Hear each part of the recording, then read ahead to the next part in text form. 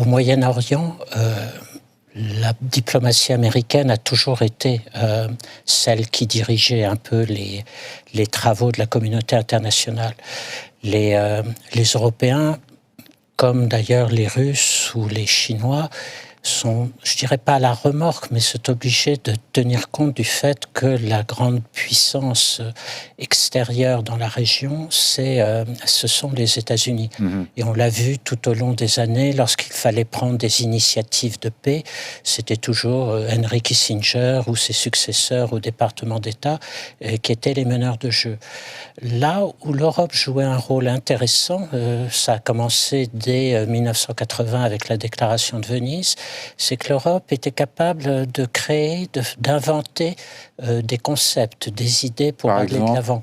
La déclaration de Venise de 1980, c'est celle qui a osé dire pour la première fois qu'il fallait accorder l'autodétermination au peuple palestinien et qu'ils avaient le droit à un État. Et donc, depuis là, on a souvent vu la diplomatie européenne être dans l'action, avancer des idées.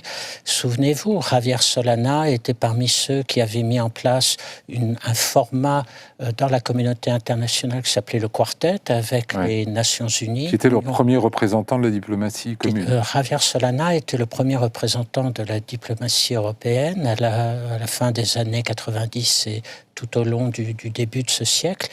Et Javier Solana avait été l'un des artisans de ce qui s'appelait le Quartet, qui réunissait les États-Unis, à l'époque la Russie, et les Nations Unies et l'Union européenne. Il a été l'artisan aussi de mettre en place une feuille de route pour faire avancer la solution des deux États. Je me souviens. Donc vous aviez une Europe qui était assez active et qui donnait des idées. Et très souvent, aujourd'hui, dans ma vie professionnelle, j'ai entendu mes collègues américains me dire l'Europe est très utile au Moyen-Orient parce qu'elle teste des idées et qu'on peut reprendre le cas échéant. Dominique Moisy, utile sur les principes, les concepts, mais actuellement dans la crise, elle vous paraît audible, la voix des Européens ? D'abord, il faut préciser qu'elle est divisée, cette voix. Oui. La Grande-Bretagne, membre permanent du Conseil de sécurité, comme la France, s'est abstenue. Elle a, en quelque sorte, donné quitus un veto, à l'Amérique de son veto. Si l'Allemagne était membre permanent du Conseil de sécurité, sur cette question, aujourd'hui, elle se serait probablement abstenue au même titre que la Grande-Bretagne. Donc je crois que c'est là un premier point. Il y a à l'inverse en Europe, l'Espagne, par exemple, qui est plutôt très engagée pour un cessez-le-feu. L'Espagne, bien entendu, aurait voté pour le cessez-le-feu immédiat.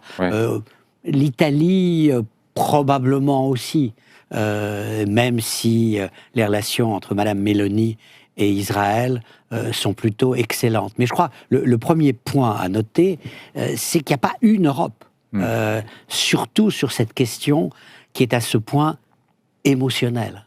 Il y a au moins deux, sinon plus, 3 Europes dans cette question. Au niveau des institutions européennes, on n'a pas l'impression que Mme von der Leyen, la présidente de la Commission, soit exactement sur la même ligne que le représentant de la diplomatie, Josep Borrell. Tout à fait. Mais elle s'est prononcée, elle, en soutien très fort à Israël. Lui demande une trêve. Oui. Écoutez, vous avez une Allemande et un Espagnol. Je crois qu'à bien des égards, ils traduisent non pas leurs fonctions, mais leurs émotions, qui sont le produit de leur sensibilité nationale. S'ils traduisaient leurs fonctions, ils se mettraient d'accord avant de parler, c'est ce que vous voulez dire ? Peut-être qu'il y aurait au moins une recherche de consensus, mais spontanément, Ursula von der Leyen va immédiatement à Jérusalem, sans consulter personne. Elle suit son cœur, comme le faisait Angela Merkel en ouvrant ses frontières aux migrants en 2015. Isabelle Lasserre, pour vous, c'est business as usual, comme on dit en anglais, c'est-à-dire c'est la routine que l'Europe ne soit pas entendue, ou bien vous avez l'impression que c'est pire que jamais sur cette crise ? J'ai l'impression que c'est pire qu'avant. pour plusieurs raisons, parce que par rapport à avant, à l'époque, l'Europe a un peu décroché à la fois au niveau géopolitique et au niveau économique face à la montée des pays émergents. Et donc c'est vrai que la voix des pays européens divisés porte moins aujourd'hui, puisque le camp occidental est en train de se rétracter. Et avec ce camp occidental, l'Europe elle-même se rétracte. Il y a aussi une autre raison, c'est que dans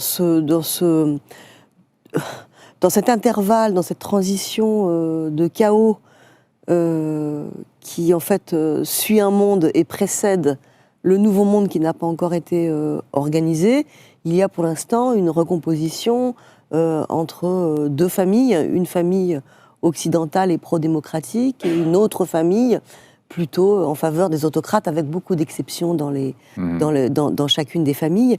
Et en fait, les pays européens, dont la France d'ailleurs, sont automatiquement embarqués aux côtés des États-Unis dans ce vent, en fait, qui est plutôt un vent occidental. Quoi qu'on fasse, on est associé au camp occidental, de toute façon, voilà. L'Ouest global, comme on l'appelle. Donc pour ces deux raisons, alors j'en vois une troisième, c'est que à Tel Aviv aujourd'hui et à Jérusalem, le gouvernement de Netanyahou est beaucoup plus radical que les précédents gouvernements, et donc ça laisse quand même beaucoup moins de place à la modération européenne pour s'exprimer. Juste un mot sur ce week-end, une frégate française a été en mer Rouge visée par des drones Houthis, enfin des rebelles yéménites soutenus par l'Iran.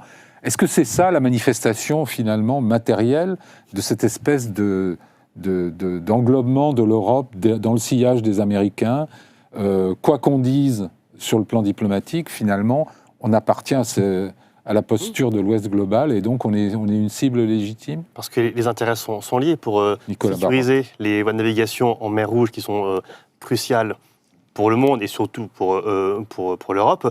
Il faut des moyens maritimes. Et les Américains, qui ne peuvent pas être partout, parce qu'ils sont déjà très sollicités en Asie, ailleurs, demandent aussi aux Européens de remplir une partie de la tâche. Et donc, il y a des bateaux occidentaux, français, comme l'Andorre, qui sont présents dans la zone pour faire du contrôle. Mais là, on n'est pas là pour le compte des Américains. Si. Non, pour nos intérêts, mais les intérêts sont liés. Ouais. Et donc, comme nos moyens sont limités, il faut aussi partager les informations. Il faut travailler avec des marines qui sont compatibles et proches, et avec les Américains sont incontournables. Donc, Européens, Américains doivent gérer ensemble ces vastes zones maritimes pour éviter les menaces que font peser les Houthis sur la zone, sur la navigation. Et donc, à ce moment-là, effectivement, les intérêts sont liés, et seul on ne pourrait pas. Et les Américains ont aussi besoin des Européens pour se déporter un peu de la charge. Mais est-ce que ça veut dire qu'il y a un prix à payer pour l'Europe dans cette crise, Pierre Vimont? Pas seulement militaire, mais je veux dire politique, avant tout. Actuellement, elle est en train de payer un certain prix, parce que son soutien au départ inconditionnel à Israël l'a placé en porte-à-faux non seulement avec les pays de la région, mais je dirais avec tous ses partenaires du Sud, le Sud global dont on parle beaucoup. Je serais néanmoins un tout petit peu plus optimiste que mes camarades sur ce plateau, parce qu'on a un peu oublié que dans les premières semaines qui ont suivi l'attaque du 7 octobre, le Conseil européen, donc les 27 chefs d'État et de gouvernement de l'Union européenne se sont réunis. On discutait pendant 5 ou 6 heures pour essayer de se mettre d'accord sur une position commune, et avait réussi à se mettre d'accord sur une position commune qui était de demander des pauses humanitaires au pluriel.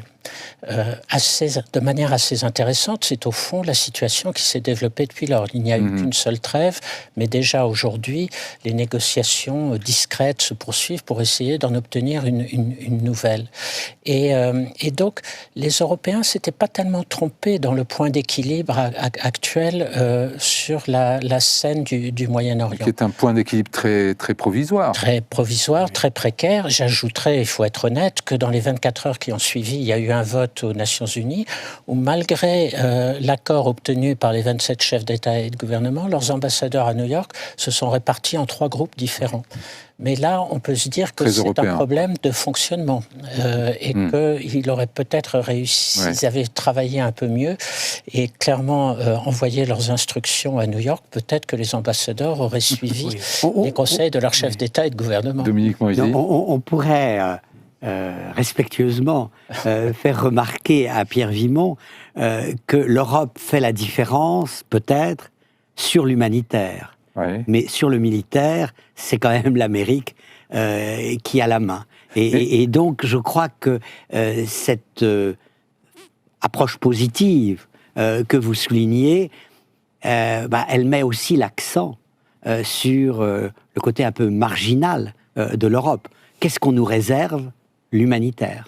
Oui, mais ça, c'est une décision israélienne, finalement, de ne pas vraiment avoir prêté l'oreille à ce que l'Europe a à dire, n'est-ce pas?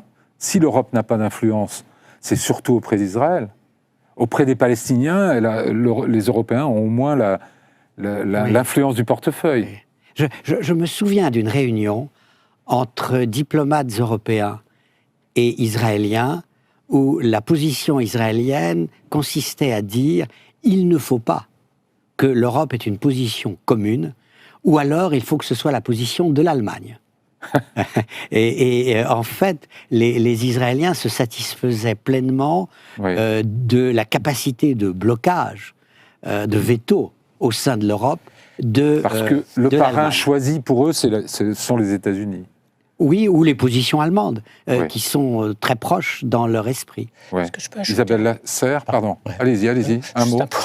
Je serais presque, je vais tout à fait dans le sens de Dominique Moisy, mais j'irais même un peu plus loin que lui. Il n'y a pas que l'humanitaire. Vous verrez très vite Israël, le jour où il va s'agir de reconstruire le Gaza, dire aux Européens, c'est à vous de le faire. C'est ce que je disais par l'influence du portefeuille. Et puis il y a des tas de programmes européens qui intéressent beaucoup Israël, y compris notre programme de recherche. Et donc, en réalité, mais ça finit pas par être un peu lassant. Une guerre tous les 4-5 ans, détruit tout, les Européens reconstruisent. C'est pour ça qu'il faudrait y ajouter des conditions politiques. Oui, Isabelle Lasserre. Oui, c'est ce que j'allais dire, c'est-à-dire qu'en fait, l'Europe a l'influence qu'elle peut avoir. L'influence politique est bloquée à cause de ces divisions. L'influence militaire est inexistante parce que l'Europe, dans sa grande majorité, est partiellement désarmée par la France, mais ça suffit pas pour être au niveau de l'aide américaine à Israël. Donc il reste l'aide humanitaire et l'aide économique, comme d'ailleurs dans beaucoup de conflits. Aujourd'hui, l'aide économique, elle est mise entre parenthèses par la guerre, donc c'est vrai qu'on ne voit pas beaucoup l'Europe. À cela, j'ajouterais en fait de plus en plus un brouillage, enfin une hésitation, l'Europe, certains pays d'Europe sont extrêmement mal à l'aise parce que ce n'était pas le cas forcément il y a 20 ans, mais aujourd'hui, le conflit entre Israël et le Hamas a de forts retentissements dans la plupart des pays européens. Donc à tout ça, il faut ajouter en fait la manière dont les gouvernements sont coincés, muselés, se sentent prisonniers en fait non seulement de leurs opinions publiques, mais en fait des conséquences, enfin du risque d'une importation du conflit sur leur terrain. Enfin, c'est le cas très vivement en Grande-Bretagne et c'est le cas aussi en France. On le voit régulièrement. Donc ça, c'est un élément nouveau qui en fait peut nous paralyser et peut en fait rendre la politique de la France illisible parce qu'on est obligé de faire un en même temps permanent à cause de ça.